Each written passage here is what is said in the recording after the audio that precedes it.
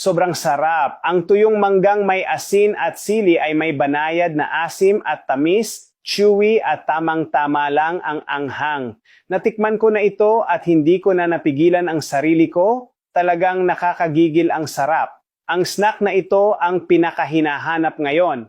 May mahigit 50,000 benta kada linggo. Ang espesyal pa dito, gawa ito mula sa mga piling mangga ng sariling bansa natin, maingat na pinroseso para mapanatili ang natural na lasa at mataas na sustansya.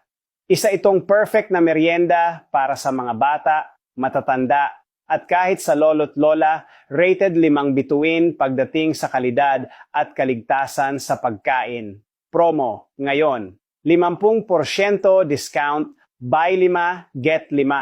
Free shipping para sa unang 199 na customers ngayong araw.